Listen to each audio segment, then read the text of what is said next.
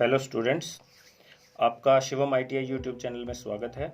आज हम पढ़ेंगे लोहे और कच्चे लोहे का परिचय, introduction to iron and cast iron.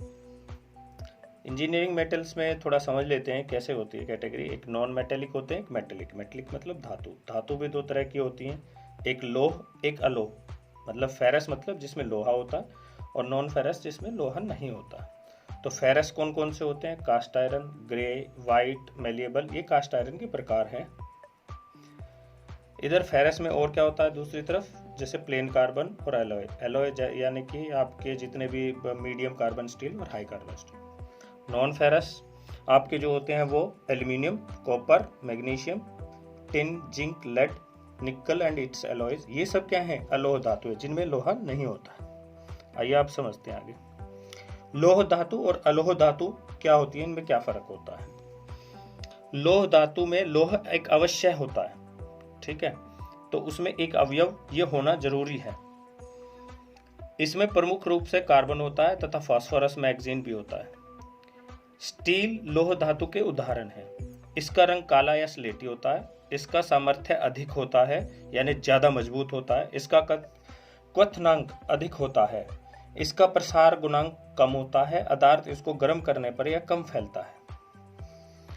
इसमें लोहा नहीं होता है, जैसे कि तांबा, टिन, शीशा, सोना इसके एग्जाम्पल हैं, उदाहरण हैं। इसका रंग पीला, ग्रे, लाल होता है। इसका सामर्थ्य कम होता है, यानी कम मजबूत होता है। इसका क्वथनांक कम होता है, यानी कि इसका टेम्परेचर, मेल्टिंग टेम्परेचर है वो थोड़ा कम होता है। इसका प्रसार गुणांक अधिक होता है, अर्थात इसे गर्म करने पर अधिक फैलता है। लोह धातुएं, फेरस मेटल्स। जिस धातुओं में लोह प्रमुख रूप से मिश्रित होता है उसे लोह धातुएं कहते हैं। विभिन्न गुणों वाले लोह का प्रयोग विभिन्न उद्देश्यों की पूर्ति हेतु होता है। सामान्यतः प्रयुक्त लोह धातु एवं मिश्र धातुएं हैं पिग लोहा, कच्चा लोहा, गड़ा लोहा, स्टील और मिश्र धातु स्टील। पिग लोहा, उसकी क्या निर्माण प्रक्रिया है? लोह अयस्क से रासायनिक कमी लाकर लोहा प्राप्त किया जाता है। लोह अयस्क की प्रक्रिया स्मल्टिंग कहलाती है। पिग लोह के उत्पादन में निम्नलिखित कच्चे माल की आवश्यकता है। क्या क्या चाहिए होता है हमें अगर हमें पिग लोह का उत्पादन करना है? तो लोह अयस्क, आयरन और कोक यानी चारकोल आपका, फ्लक्स। अब जानते हैं लोह अयस्क के बारे में। हमारा लोह अयस्क यानी आयरन कोर, जिससे लोहा हमारा निकलता है, वो क्या क्या होते हैं? Magnetite, haematite, limonite, siderite, pyrites, clay iron stone. इन अयस्कों से लोहा विभिन्न अनुपातों में होता है एवं प्राकृतिक तौर पर उपलब्ध होता है। मैग्नेटाइट, इसे लोड स्टोन के नाम से भी जाना जाता है। स्वयं ही चुंबकीय होता है। यह काले रंग का ऑक्साइड है। इसमें 72% तक लोहे की मात्रा पाई जाती है। नेक्स्ट है आपका हेमाटाइट। इस खनिज को दो भागों में बांटा गया है। रेड हेमाटाइट, यानी कि यह लोह खनिज में जो 70% मात्रा होती है लोहे की। एक होता है फिर ब्राउन हेमाटाइट, जिसमें आपके 50 से 90% लोहा पाया जाता है। लेमोनाइट, इस खनिज को हाइड्रा हेमाटाइट के नाम से भी जाना जाता है। यह भूरे रंग का होता है। इसमें लोह मात्रा 60% के लगभग होती है। सिडेराइट, इसे स्फटिक आयरन ओर भी कहते हैं। इसमें लगभग 48% लोहा पाया जाता है। पाइराइट्स, इसमें 40% से भी कम लोहे की मात्रा होती है, इसी कारण इसका प्रयोग बहुत कम किया जाता है। क्ले आयरन स्टोन, यह भी लोहे का बहुत ही अशुद्ध रूप होता है। इसमें भी करीबन 40% की मात्रा पाई जाती है, तो इसे भी कम यूज करते हैं। कोक, कोक एक ईंधन है जो काम करने की प्रक्रिया में उपयुक्त ऊष्मा प्रदान करता है। कोक से निकला कार्बन लोह अयस्कों में कार्बन मोनोऑक्साइड के रूप में मिलता है और लोहा तैयार होता है। फ्लक्स, यह क्या होता है? यह एक खनिज पदार्थ है जो अयस्क के गलन बिंदु को कम करने के लिए ब्लास्ट फर्नेस में लगाया जाता है। यह पिघला हुआ लावा बनता है और अयस्क के अधातु भाग के साथ मिलता है। ब्लास्ट फर्नेस में फ्लक्स के लिए लाइमस्टोन का सामान्यतः प्रयोग करते हैं। लाइमस्टोन आप जानते हैं, चूना। पिग लोह का उपयोग एवं गुण, यानी properties and use of pig iron. Pig लोह को परिष्कृत कर दोबारा पिघला करके अन्य प्रकार के लोहे एवं स्टील के उत्पाद बनाए जाते हैं। अब कच्चा लोहा जो है उसकी क्या उत्पादन प्रक्रिया है, यानी कास्ट आयरन की मैन्युफैक्चरिंग प्रोसेस। पिग लोहा जो ब्लास्ट फर्नेस के द्वारा टैप किया जाता है यानी निकाला जाता है, वह कच्चे माल का कच्चा रूप है। इसे फिर से परिष्कृत करके कास्टिंग की जाती है। यह परिष्कृत कार्य क्यूपोला फर्नेस के अंदर किया जाता है, जो कि ब्लास्ट फर्नेस का ही छोटा रूप होता है। सामान्यतः कुपोला फर्नेस ब्लास्ट फर्नेस की तरह निरंतर कार्य नहीं करती, लेकिन ये आवश्यकता अनुसार चलाई जाती है। अब आप जानते हैं अभी जो हमने पढ़े थे वो ब्लास्ट फर्नेस, जिससे हम कच्चा लोहा बनाकर निकालते हैं, यानी पिग आयरन कैसे बनता है। यह लोह अयस्क को पिघलाने वाली भट्टी होती है। यह एक गोलाकार शंकु रूप की होती है। इसकी ऊंचाई 25 से 40 मीटर व व्यास 6 से 9 मीटर होता है। इस भट्टी के बाहर लोहे की मोटी चादर लगी होती है। वह अंदर चारों ओर 1.25 मीटर से 1.5 मीटर मोटी फायर ब्रिक्स की दीवार बनी होती है या लाइनिंग की होती है। इसके निचले भाग में चारों ओर से 16 नोजल लगे होते हैं, जिनके द्वारा गर्म हवा भट्टी को दी जाती है। वह इन्हीं के नाम पर इसका नाम ब्लास्ट फर्नेस रखा गया है। इस भट्टी में 800 टन से 1200 टन तक लोहा गलाया जा सकता है। इसमें पिघले लोहे को पिग नामक साँचे में भरकर ठंडा कर लिया जाता है, इसीलिए कच्चे लोहे का नाम जो है पिग आयरन कहा जाता है। ये आप उसकी तस्वीर देख सकते हैं या पिक्चर जो है उससे आप समझ सकते हैं कि ब्लास्ट फर्नेस क्या है। इसमें आप ऊपर देख सकते हैं कि यहाँ से आपका चार्ज जो है वो आएगा, आयरन कोर, लाइमस्टोन और कोक सब मिलाई जाएंगी। यहाँ से हवा, गर्म हवा के बाहर निकलने का स्थान है। इसमें जब ये नीचे धीरे धीरे आता है, इसका तापमान बढ़ता रहता है, जिसमें आयरन और इनके साथ कार्बन डाइऑक्साइड के साथ, लाइमस्टोन के साथ, इनके साथ मिक्स होकर स्लैग की फॉर्मेशन में चला जाता है। और ये है, यहाँ से हॉट एयर ब्लास्ट की जाती है जो नोजल्स हैं। और जब ये नीचे जाके लोहा बैठ जाता है तो लोहा, कच्चा लोहा यहाँ से निकाल लेते हैं, और जो उसके ऊपर इनके द्वारा जो गंदगी बची होती है जिसे कहते हैं स्लैग, वो यहाँ से निकाल कर अलग कर दी जाती है। Cupola furnace. पिग आयरन को दोबारा क्रूसिबल या कुपोला फर्नेस में पिघलाकर कास्ट आयरन बनाया जाता है। इसके अंदर का व्यास 1 मीटर से 2 मीटर होता है और ऊंचाई व्यास से 5 से 6 गुना होती है। इसमें 2 से 4 टन तक कास्ट आयरन तैयार किया जाता है। इस भट्टी का तापमान 1260 डिग्री सेंटीग्रेड से 1340 डिग्री सेंटीग्रेड तक होता है। वह इसी तापक्रम पर पिग आयरन पिघलता है।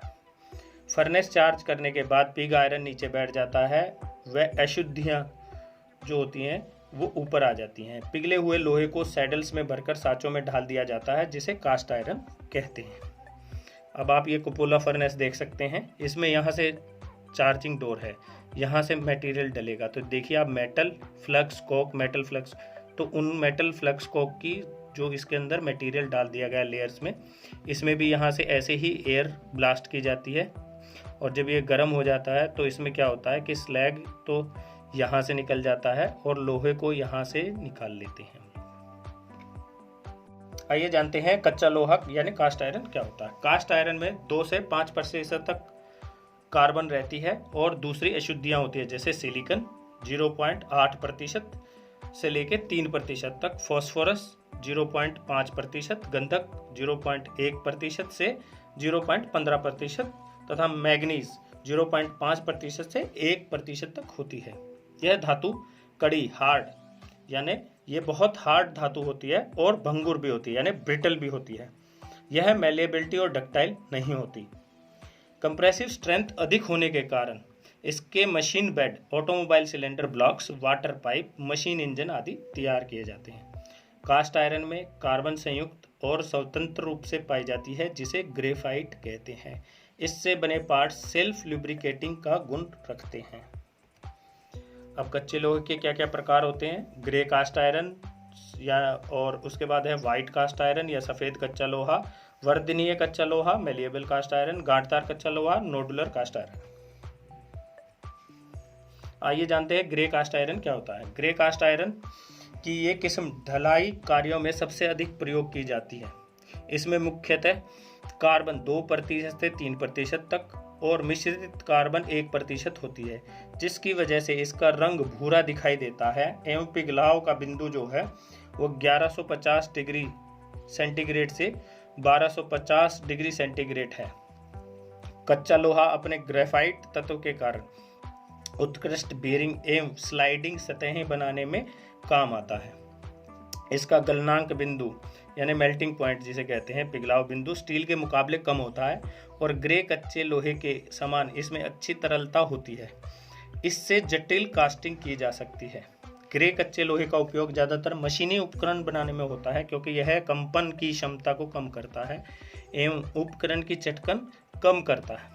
आइए जानते हैं अभी सफ़ेद कच्चा लोहा क्या होता है। वाइट कास्ट आयरन, इसमें कार्बन की मात्रा जो है 2.5% से लेकर 3.5% तक होती है।